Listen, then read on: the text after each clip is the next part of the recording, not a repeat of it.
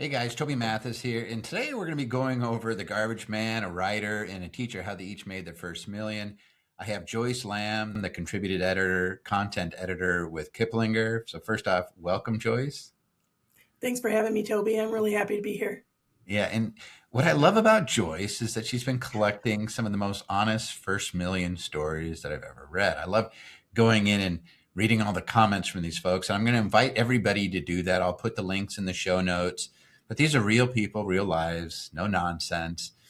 And so I invited Joyce on because she's got this big job over at Kiplinger. I read all of her stuff, and you should too. But what is really cool about this particular series is these are regular folks who made their first million.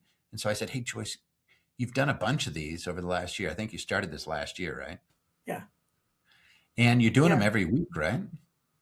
Yeah. Well, when we first started, we only did them once a month because we had to build up a backlog of people who wanted to participate. And so once that got going, then we did like every other week. And now we're up to weekly and probably are getting to the point where we could do them more often than that. So, so you have a bunch of people. You have a bunch of people who've made their first $1 million, and they're sharing how they did it. And so you don't have to like listen to gurus and all this stuff out there telling you to do all sorts of crazy stuff. What are your favorite top three stories that you've run across in the last year? Well, the very first one was my favorite because that was a writer. And I trying to get people to share the personal financial details, of course, is very difficult. People don't want to talk about how much money they have.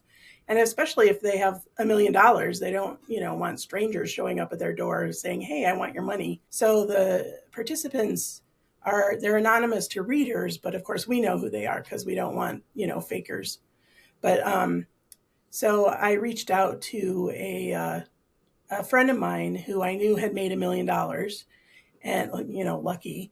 And so I asked her. I sent her the survey, the questions, and I asked her to fill it out. And I knew that I would get really good answers from her because she's a writer, and she's also a very genuine person. And what she sent back was just like exactly what I was looking for. I'm like, oh, this is going to be great because it'll show um, readers what it is that we're trying to do, and maybe loosen them up some so that they wouldn't be shy about sharing. So and what I love about her, what her take on it all was that she was very honest about how I didn't really realize when I made $1 million. It was, I got my first $1 million contract, and that's when it kind of hit me. But there was no big, huge celebration about it. It was just, oh my gosh, we're going to be secure. We're going to be able to help out our kids. There's no, like one of her quotes was, "There are no Maseratis or penthouses, just some financial ease." And I just really, that's exactly what I was looking for because a lot of people, they're just regular people and they have $1 million sitting in, 401k or whatever. And then there are a lot of other people who would like to know how they did that. So, which is why we kind of started doing this because, you can become a millionaire by playing the lottery, but how often do you hit the lottery? I mean, Yeah, I was going to say that it was something that struck me about the writer, and you said it was a she. So I don't know if I ever took that away from that. I never really particularly cared, but it is interesting because you'd asked a question about plans for the next million. So this is someone who's made a million, and there's like, okay, what about the next million? And she responded, "I want to leave my kids and their kids a significant inheritance." That struck me because I'm one of those guys that's always telling people the more you give, the more you receive. And it's part of my philosophy. But is that something you've seen consistent with not just this particular response, but are you seeing it with most of your responses? yes, I've, it always warms my heart when I see that, where they talk about, now that I have enough money for myself, I want to share it. I want to help others. And, they're about helping their kids and helping charities. And, it's really nice to hear that because I don't know, sometimes the narrative in the media is that rich people are selfish and they don't want to share their billions and millions and stuff. But regular people do. And so I really like that about this. And it was kind of, I wouldn't say it necessarily surprised me, but it just kind of, how often it came up surprised me. And that, I really like that. It just made me feel really good. And I think that that kind of gives a positive um, outlook too for people that see you're not going to change personally because you made $1 million. You're, just being able to be generous. And like you said, helping other people feels good. In making money makes you more of what you already are. And what I found is voracious givers is a trait of most of my successful clients. And I see it here, and it's validating because I'm always telling people, hey, give away, if not your time, then I always say like 10%. And I'm not a big tithing guy, but I'm like, Right. give it in some way, in some fashion. You don't have to give it to charity, just do something good with it. But I keep seeing it in these first millions. And I'm just curious because, again, when I'm talking to you, I'm getting that sense. It seems like you're getting that sense. And so, like, what's a takeaway somebody would get if it from that one issue? Like, hey, these people are givers. You said, hey, don't think of millionaires as being greedy, but what's the takeaway for people giving? Like, is this something that you're seeing as part of the formula, as a motivator, or is this something that you think just anecdotally, hey, when people make money, they tend to be a little more generous? Yeah, I definitely think it's because they've made more money and they feel secure now and they want to help other people feel secure. Yeah, I love it. There's a old Andrew Carnegie. You take care of other people that maybe are not. And here's somebody who's, hey, they made their first million. Then they're thinking about their second, their third, whatever, because we all know it snowballs. And they're thinking, this is the great thing about it is I can do this. It's not about Maseratis. It's not about penthouses. It's about helping those that they can help. Let's go to the other ones because there's another two that I know that you had picked. Yeah. I don't want to push one in front of the other, but what's the next one that you'd cover? So you mentioned the garbage man when we first started, and he's one of my favorite features because first of all, he has a great tone, and he's clearly a very humble guy, and he just has a really good sense of humor. So he talks about how when he was in fifth grade, everyone else was saying, I'm going to be a fireman, I'm going to be a policeman. And he was saying, I want to be a millionaire by the time I'm 21. And then, he wasn't, he was, he was focused on like earning it from the start because his dad was teaching him as he was 2 years old, and his dad would give him a nickel every night that he slept in his own bed. So he learned right away the value of being rewarded. One of the things I love about his feature too is that it's very detailed. He talks about how he worked his way up and how he ended up. I mean, he's not really a garbage man. He's a waste hauling entrepreneur. He started his own company, and that's what made him a millionaire. But he always just says, I'm a garbage man, and that made me a millionaire." And so He did. that one He was did it just a early lot of too, right? He was like yeah. 25 years old. He said when he hit his first million. That's Hmm. pretty young. And I know.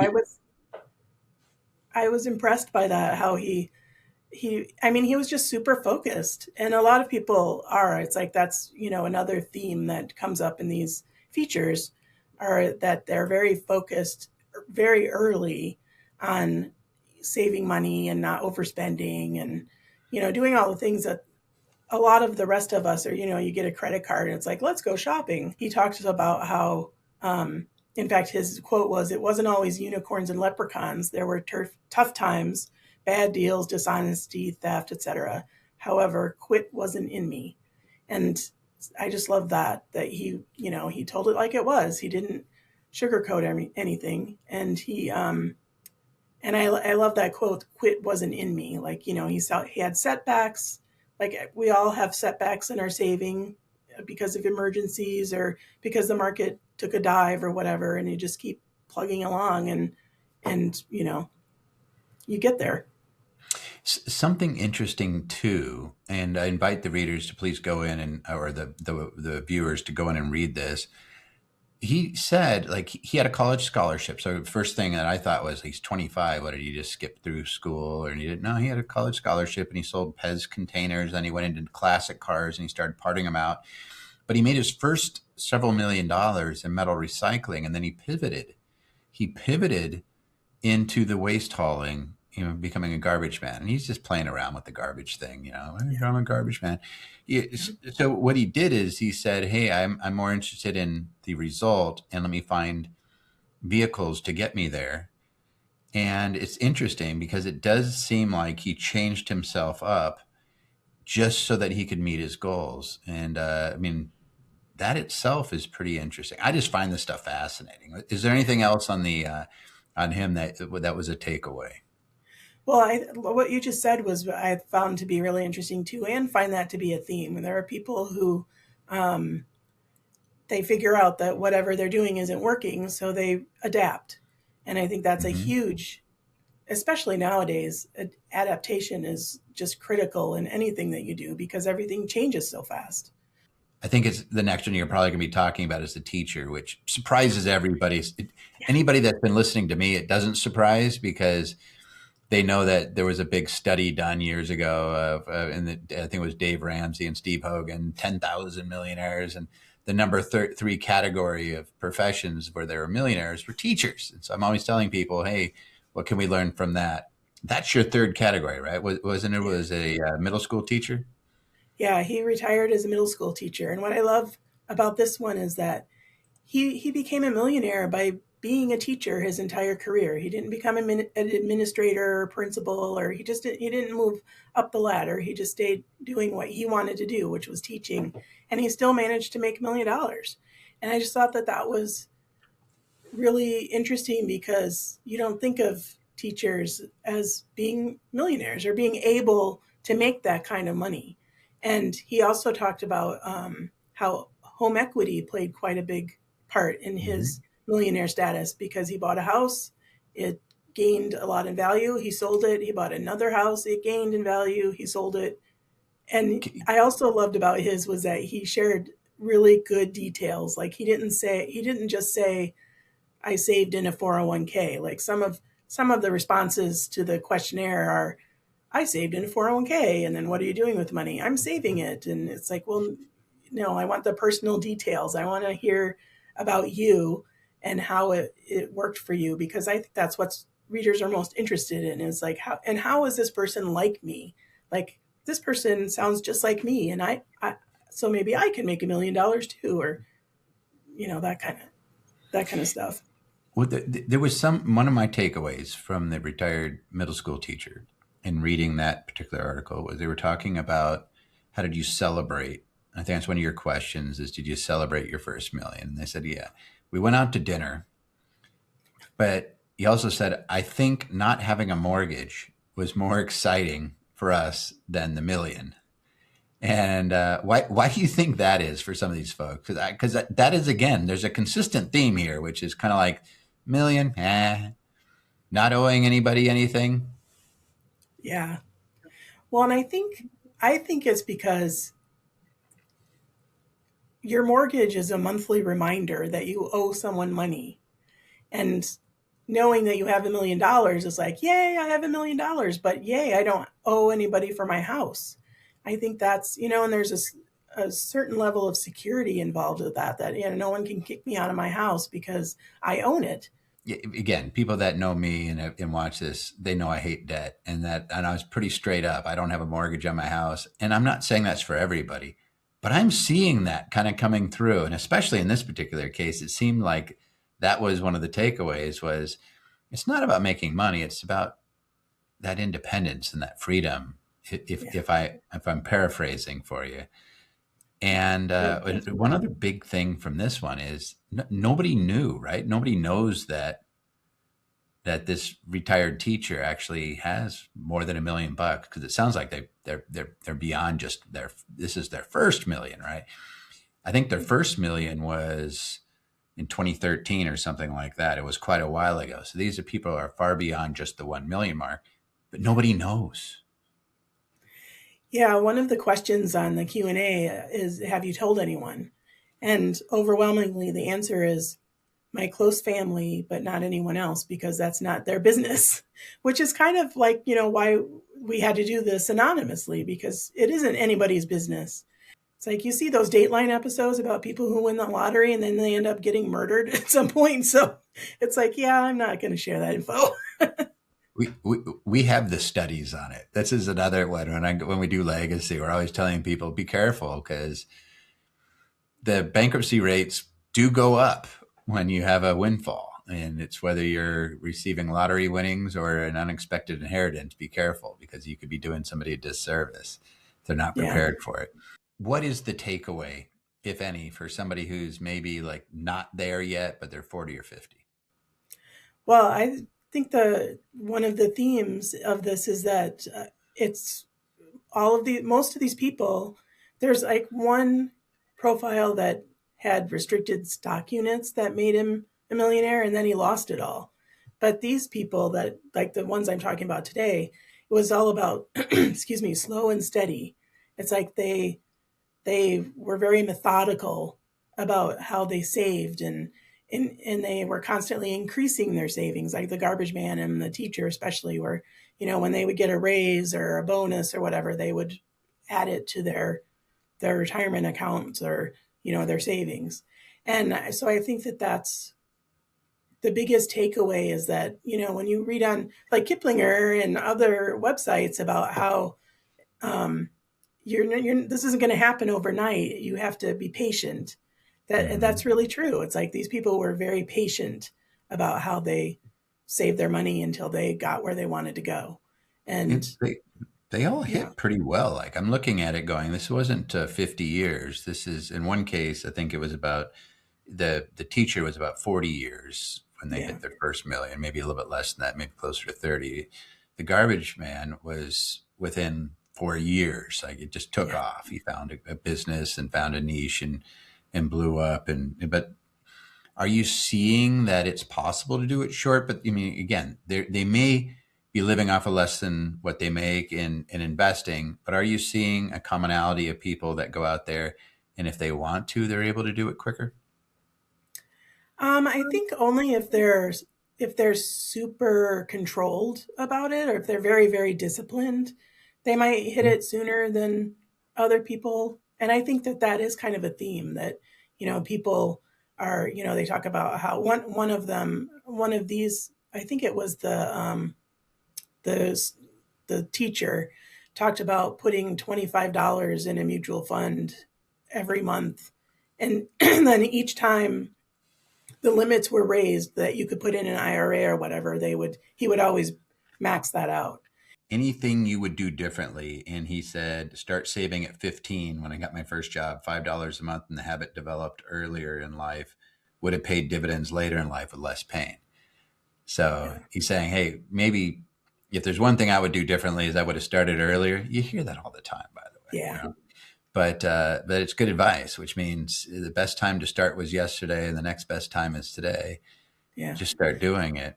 And a lot of people say that they wish they had been more aggressive, and which I found that to be really interesting. But I also, hindsight is 2020 and all. It's like, sure, everyone wishes they had bought Apple back when Apple first showed up, but that is like something that comes up a lot, that they wish they had taken more risk, and which is actually why we have a disclaimer on these columns that says this isn't financial advice. This is, Yeah. this is just their experience. Yeah, and that's all we're doing. And is you can glean that there's commonalities, and this is something that I do on when I look at my client returns. Is I look for the successful people, and I say are there commonalities, things that they're all doing the same. And you try to say, all right, yeah, they tend to live off of less than what they make. They tend to invest consistently, and they tend to give consistently. And they become creatures of habit, and that lifestyle creep seems to be what takes a lot of people out. Because what I noticed wasn't on your top three is doctors and lawyers, and Yeah. and those people are doing well, but sometimes they're not able to save up that million because they the Range Rover and their big house is Yeah. is a very attractive siren song. And, does it crash them into the rocks? Maybe not, because they have a high income, but it means they may not be hitting that million Yeah. anytime. Joyce, I want to ask you a real quick question. If somebody wants to be featured someday, um, what would you tell them? Like, hey, what should you pay attention to now so that you could actually get there? I would, well, first of all, I would go back and read all of the features. Read all you can about investing advice, personal finance, financial planning, estate planning, tax planning.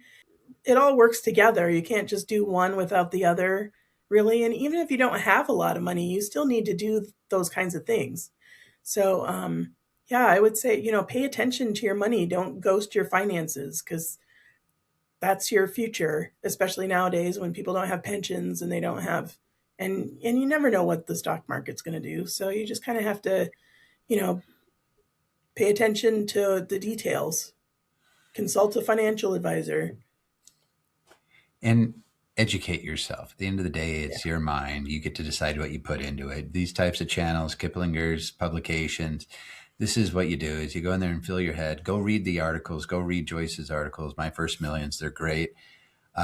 Go read what the people say. And I kept seeing different, like a few of the same books: The Millionaire Next Door, Think and Grow Rich by Napoleon Hill, The Richest Man in Babylon. Like, you see consistency. You see Rich Dad Poor Dad pile up. I was a little bit hurt that I didn't see Infinity Investing there, but but a lot of these people are seeing the same thing over and over again.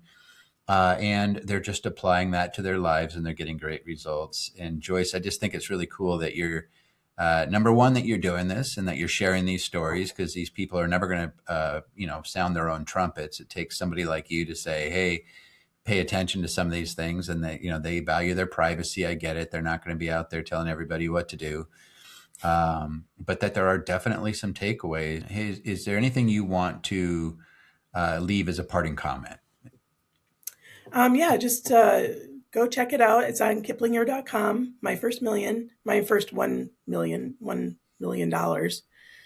And there's at the bottom of each feature, there is a link there that you can either send an email to ask for the questions to be sent to you, or you can click on a Google Forms link and fill that out if you would like to share how you became a millionaire. We're just looking for detailed stories. It's, the more interesting you can be, the better.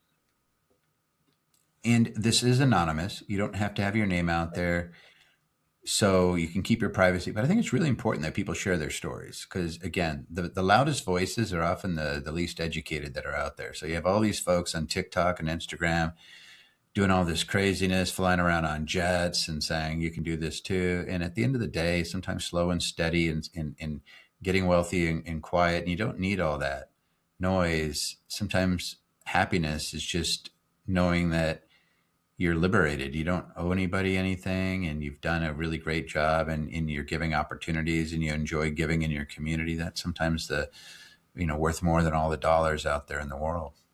Definitely. Thanks, Joyce. I just want to say again, I appreciate you coming on, and we'll have to have you on again so you can share some more of these stories on My First Million. Well, thank you for having me, Toby. This was really fun.